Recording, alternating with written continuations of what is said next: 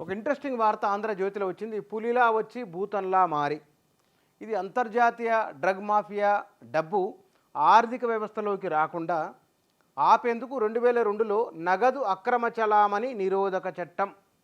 ఇది చాలా ముఖ్యమైన విషయం. అరవింద్ కేజ్రీవాల్ అరెస్టు, కవిత అరెస్టు, హేమంత్ సోరెన్ అరెస్టు, రాజకీయాలలోకి ఈ మనీ లాండరింగ్ చట్టం ఎట్లా వచ్చింది? ఇది మాదక ద్రవ్యాల ద్వారా వచ్చిన డబ్బును ఆర్థిక వ్యవస్థలోకి చొప్పించడం ద్వారా ఆర్థిక వ్యవస్థలను గాడి తప్పిస్తున్నారనే చర్చ 1988 నుంచి ఉన్నది. ఆ 88 నుంచి ఉన్న చర్చ మొత్తం అంతర్జాతీయంగా ఉన్నది. ఈ అంతర్జాతీయంగా ఉన్న చర్చ 1998 నాటికి ఐక్యరాజ్య సమితి దీన్ని ఒక సీరియస్ విషయంగా గుర్తించి ఆయా దేశాలలో దీన్ని కట్టడికి చర్యలు తీసుకోవాలని చెప్పింది. మన దేశంలోనూ చర్యలు ప్రారంభమని అవి ఎట్లయినో చెప్తున్నది ఈ స్టోరీ. ఇందులో ఈ 2002లో నగదు అక్రమ చలామణి నిరోధక చట్టానికి సవరణలు, అవి పదునైన కోరలు తొడిగిన ప్రభుత్వాలు, రాజకీయ ప్రత్యర్థులు, సామాజిక కార్యకర్తలపై దుర్వినియోగం, క్రూరంగా మారిన prevention of money laundering act, దీన్ని PMLA prevention of money laundering act అంటారు దీన్ని. దీనికి ఎందుకు వచ్చింది? ఇది అంతర్జాతీయ డ్రగ్ ట్రాఫికింగ్ ద్వారా పోగుపడ్డ అక్రమ సొమ్ము తప్పుడు మార్గాల ద్వారా దేశ ఆర్థిక వ్యవస్థలోకి రాకుండా నిరోధించేందుకోసమై 2002లో నాటి కేంద్ర ప్రభుత్వం చేసిన చట్టం ఇది. వాజ్పేయి ప్రభుత్వం అప్పుడున్నది. ప్రపంచ ఆర్థిక వ్యవస్థకే ముప్పుగా పరిణమించిన మాదక ద్రవ్యాల క్రయ విక్రయాల నగదు అక్రమ చలామణిపై ఆందోళన వ్యక్తం చేస్తూ ఐక్యరాజ్య సమితి చేసిన తీర్మానం ఆధారంగా వాజ్పేయి సర్కారు ఈ చట్టాన్ని తెచ్చింది. దాని అసలు ఉద్దేశము అది. అయితే అనంతర కాలంలో ఏర్పాటైన ప్రభుత్వాలు పలు సవరణలతో ఆ చట్టానికి పదునైన కోరలు తొడుగుతూ వచ్చాయి. రైతులు, యాక్టివిస్టుల నుంచి రాజకీయ ప్రత్యర్థుల దాకా తమకు అడ్డొచ్చిన వారందరిపైన ప్రయోగించే క్రూరమైన చట్టంగా దాన్ని మార్చేశాయి. స్థాయి భేదాలు ఉండొచ్చు కానీ ఈ చట్టాన్ని ఇంత క్రూరంగా మార్చడంలో అటు యూపీఏ ఇటు ఎన్డీఏ సర్కారులు కీలక పాత్ర పోషించాయి. ప్రత్యర్థులను అణిచివేయడానికి ఆ ఆయుధాన్ని వాడుకుంటున్నాయి. ఇది ఇక్కడున్న అంశం. స్థూలంగా ఏమిటి?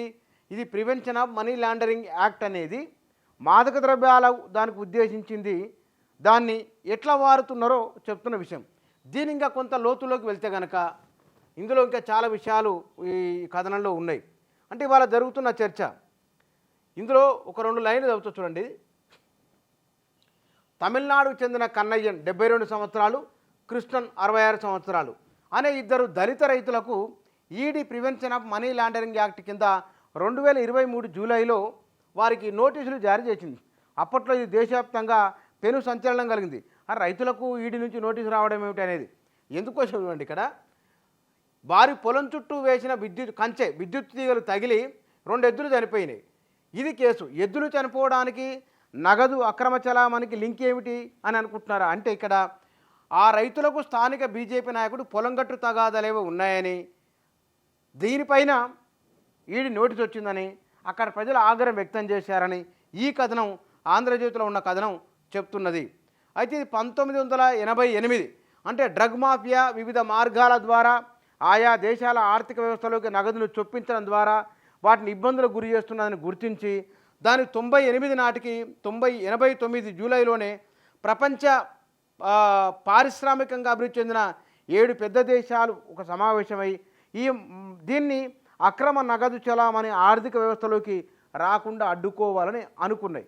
పైన నేను చదివిన లైన్ ఏమో ఒక రైతుల దగ్గరికి ఎట్లా వచ్చింది ఈ చట్టము అనేది, అంటే అధికారంలో ఉన్నవారు దాన్ని ఎట్లా వాడుతున్నారని చెప్పడానికి ఈ కథనంలో చెప్తున్న అంశం.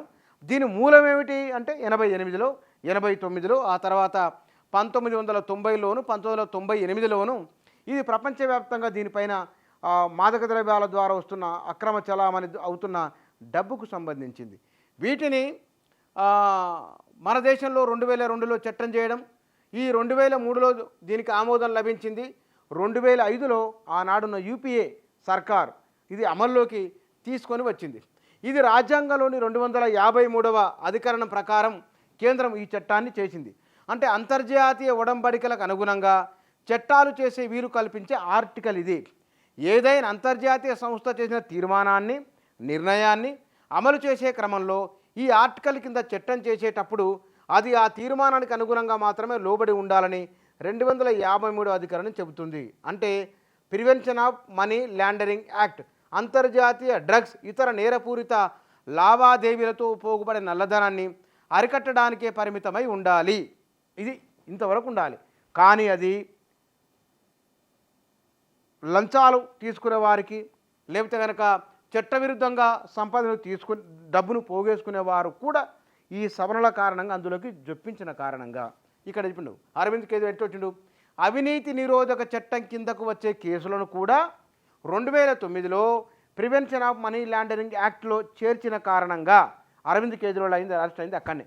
ఈ కేసు వ్యవహారం మొత్తం అక్కడి నుంచి అట్లా తిరుగుతూ వస్తున్నది.